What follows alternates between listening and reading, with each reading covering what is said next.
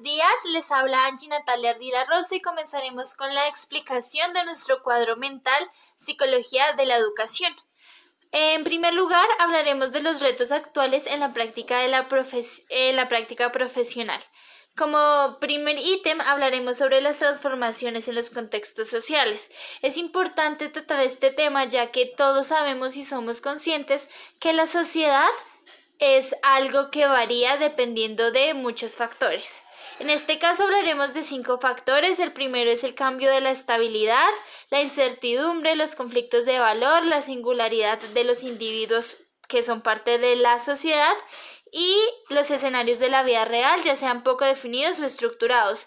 Esto nos ayudará a ser conscientes en un momento para poder hacer nuestra práctica profesional. El siguiente ítem a evaluar que hablaremos el día de hoy es la concepción de la psicología de la educación como una disciplina puente. ¿Por qué puente? Porque está conectada con otras disciplinas. Miren, aquí en la psicología de la educación podemos especificar que esta estudia procesos afectivos, sociales y cognitivos. Por esto nos puede ayudar a hacer interconexión con otras disciplinas tales como son la docencia. De igual manera, también esta misma rama, la psicología de la educación, nos da el conocimiento psicológico o ponemos en práctica el conocimiento psicológico en diferentes contextos, intersubjetivos, en el discurso y en el institucional. El siguiente ítem que vamos a tratar es buscar ampliar ámbitos de intervención del psicólogo educativo, ya que muchas veces es denigrado esta labor. Se busca que se necesiten más psicólogos educativos. Entonces podemos descubrir diferentes espacios de intervención profesional, ya que el psicólogo educativo lo que quiere hacer es promover el desarrollo humano, ya que hay mucha marginación, pobreza y exclusión social, y el psicólogo educativo nos puede ayudar a solucionar pues estos problemas. Ya como último ítem de esta ramificación hablaremos sobre los nuevos retos teóricos y metodológicos de la práctica profesional, recuerden eso. Entonces hablaremos de diferentes retos teóricos que ha tenido a lo largo de la historia. Entonces, atención a la educación comunitaria, ya que es un hecho que se desvaloriza, la superación del reduccionismo psicológico, la urgencia de innovación, ya que día a día vamos evolucionando, atención a la educación familiar, ya que es un ítem que influye directamente con la conducta de los seres humanos.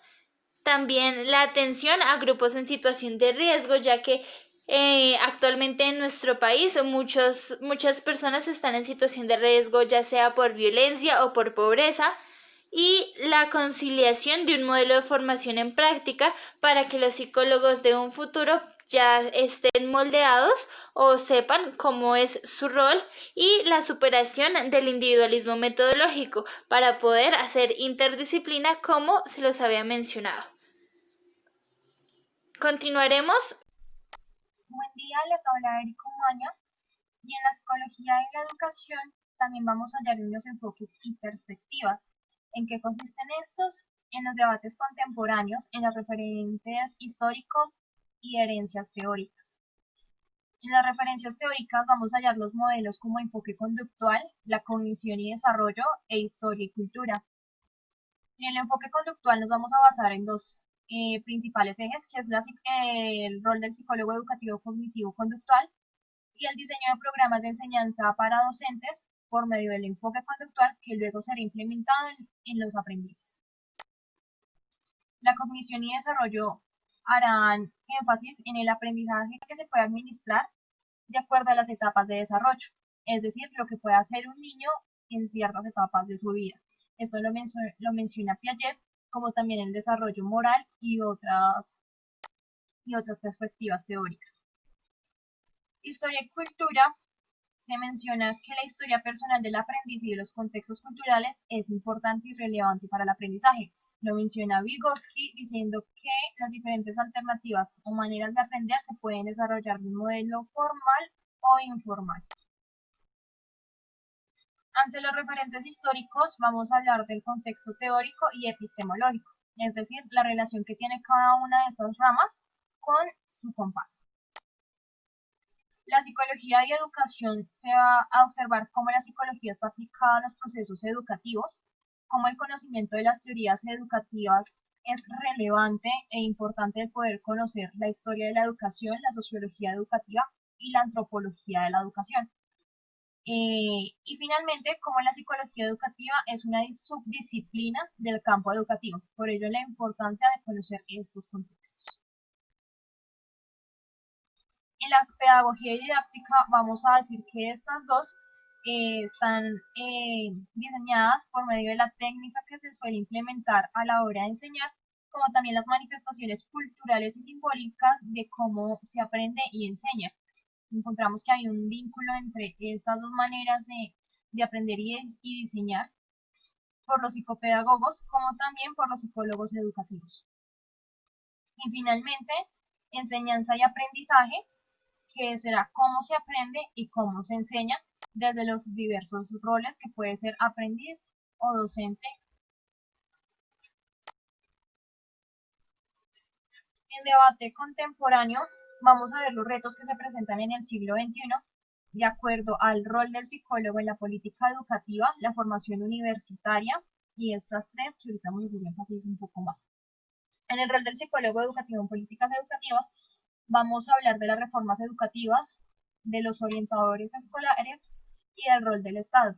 El rol del Estado que se involucra en la educación, los orientadores escolares que pueden tener muchas capacidades o habilidades y no necesariamente es el rol de un psicólogo educativo, como también las reformas educativas en las que el psicólogo debería empezar a desempeñar más cargos. En la formación universitaria es donde se cuestiona el hecho de en qué está haciendo énfasis la universidad en la preparación de los profesionales, es decir, la universidad está alejada de una realidad social, está comprometida con la transformación social o se limita a la satisfacción de las demandas laborales y del mercado. Entonces allí donde nos empezamos a cuestionar nuestra universidad en función de cuál de estos tres está.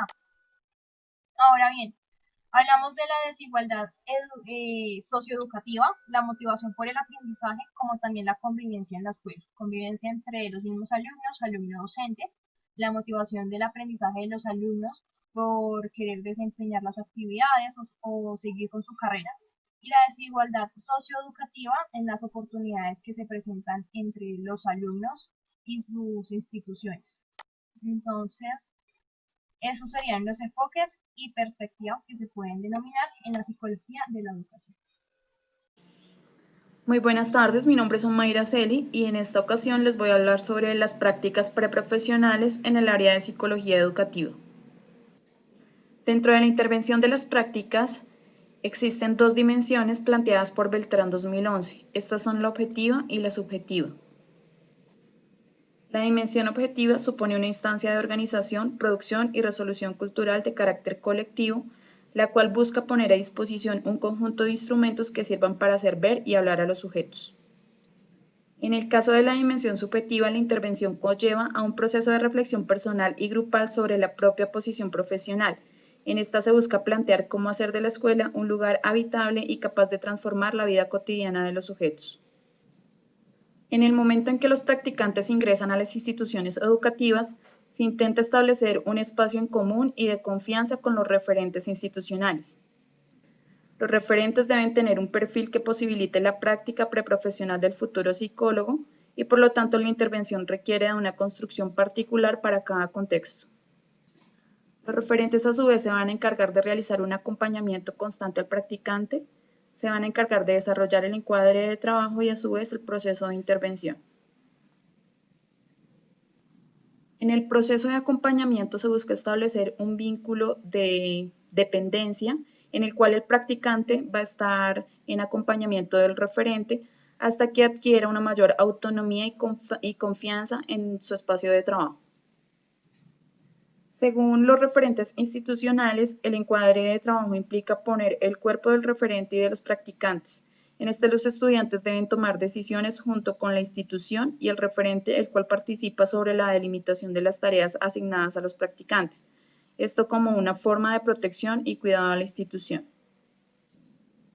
El proceso de práctica se divide en diferentes etapas como son la contextualización, la delimitación del objetivo, el eje de sistematización y la propuesta de intervención y la sistematización final. En el proceso de contextualización, los practicantes deben realizar un análisis histórico crítico referente a las condiciones y las necesidades actuales de la institución. En este proceso suelen intervenir otros miembros de la institución. La delimitación del objetivo, el eje de sistematización y la propuesta de intervención posibilita el hecho de que las acciones puedan habilitar condiciones de escolaridad saludables. Es en este punto en el cual el practicante suele encontrar los efectos cualitativos de la intervención. La sistematización final tiene dos condiciones. La primera es el acceso a fuentes documentales y sistematizaciones previas. Y en segundo lugar, el practicante puede realizar aportes sobre referencias bibliográficas pensando en el objetivo de intervención, los planes de acción posibles y el eje de sistematización. En el proceso de la práctica, los practicantes inician por ser observadores y no participantes. Posteriormente van a ser participantes más involucrados. En esta fase, los practicantes indagan, realizan entrevistas y coordinan actividades, pero no pueden disociarse instrumentalmente para intervenir, es decir, aprenden a registrar la información, pero no a actuar. Respecto a las condiciones de trabajo para que el futuro psicólogo pueda realizar sus prácticas, están: la institución debe brindar un espacio para la observación no participante, el acompañamiento en entrevistas de admisión dentro de los procesos llevados a cabo por la misma institución. Igualmente se deben establecer vínculos de confianza entre todos los actores involucrados en este proceso.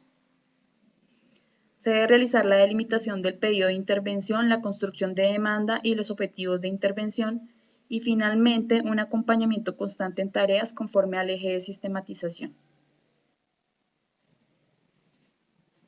Finalmente es importante mencionar que el proceso de prácticas profesionales suele ser un espacio enriquecedor tanto para el practicante como para todos los actores involucrados en la institución, ya que permite reconocer nuevas perspectivas, ideas y puntos de vista.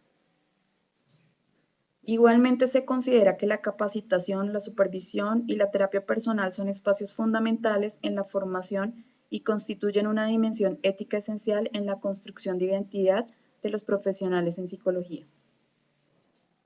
Muchas gracias y hasta una próxima oportunidad.